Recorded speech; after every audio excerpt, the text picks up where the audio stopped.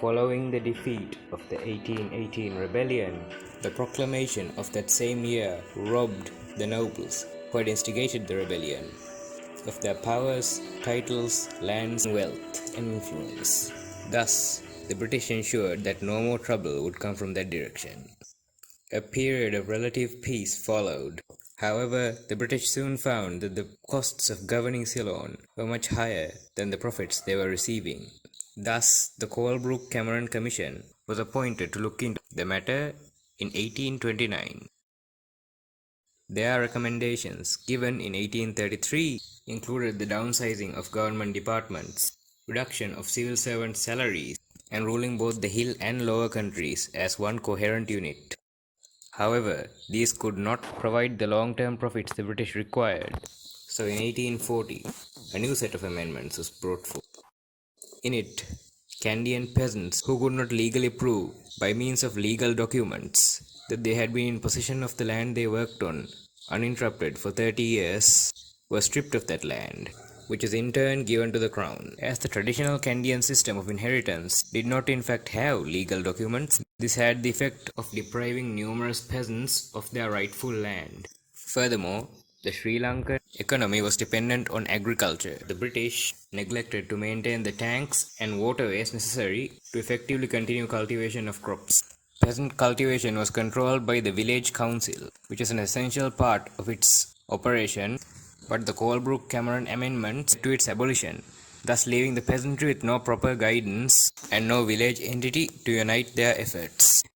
To compound matters, when Lord Torrington was appointed as the new governor, seeing that the measures taken by the Colebrook-Cameron Commission were not bringing in the profits the British Empire required, he greatly increased taxation and introduced many new taxes, such as the shop tax, the stamp tax, and even special taxes that had to be paid if a person were to own firearms or even a dog. These new taxes severely oppressed the Candian peasantry, and soon the flames of rebellion were once again brewing. It did not take long for open revolt to break out.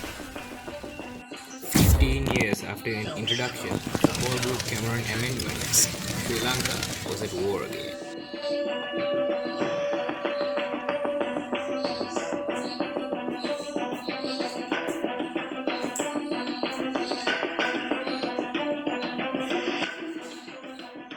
The rebellion started with a group of protesters under Madugalle, who was the Rate Mahata of Dumbara at the time, going to the city of Kandy to meet the British civil agent.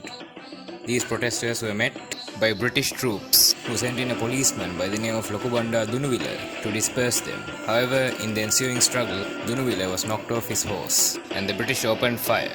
Many Sri Lankans were killed, and the protesters fled. This may have seemed like a small incident at the time, but it in fact proved to be the match that set the entire hill country ablaze. In a short time, the Candian peasantry rallied to the call of leaders such as Gongalegoda Banda, Puran Appu, Kadhapoli, and Dingirala. The rebel leaders were aware that the British were much more powerful and possessed superior technology, and knew that achieving early successes was crucial to victory.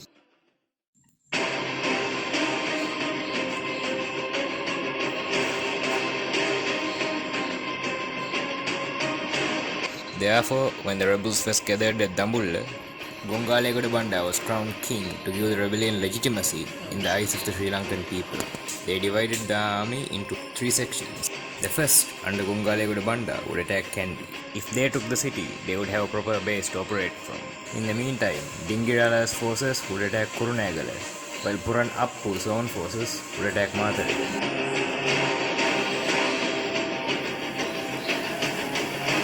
When Gongalegoda Banda's forces arrived at the city of Kandy, they were driven back by the British. They launched several assaults, but were repulsed each time, and so were forced to abandon their attack. Dingirala's attack on Kurunegala was similarly unsuccessful, but Puran Appu did in fact succeed in capturing Matale, but this victory was for naught. because Lord Torrington immediately declared martial law and, employing a scorched earth policy, deprived the land surrounding the area of rebellion of natural resources to sustain the fighters as the British army encircled them. Within days, the rebellion had been crushed.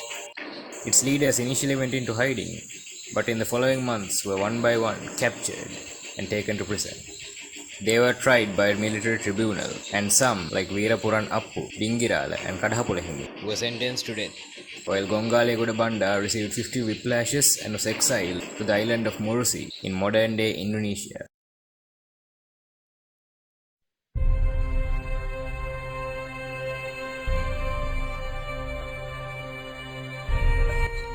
The Great Rebellion of 1848 had ended in failure, but the results were not all negative. The civil uprising caused the British government to look into its reasons. To this purpose was appointed a committee headed by Mr. Bailey, called the Bailey Commission.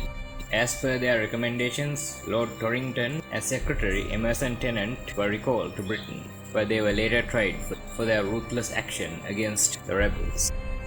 In the meantime, many of Lord Torrington's new taxes were either abolished or modified, and future governors recognized that in order to keep Sri Lanka healthy, they needed to keep its agricultural system healthy, and followed a policy of rejuvenating and sustaining agricultural production by repairing tanks, appointing competent officials to look into agricultural matters, easing the lives of the common Sri Lankan peasantry.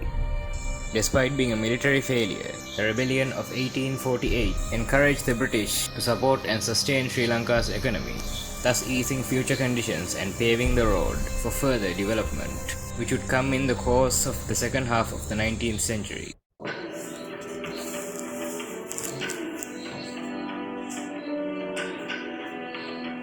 One major difference between the rebellions of 1818 and 1848 are that while the first was orchestrated and presided over by the Sri Lankan nobles, the second was instigated and led by the common people. This was one of the first historical instances of a people's rebellion, much like the French Revolution the century before. From its ashes was born the idea that power should be in the hands of the common people, and this was what later became the foundation stone of the democratic Sri Lanka.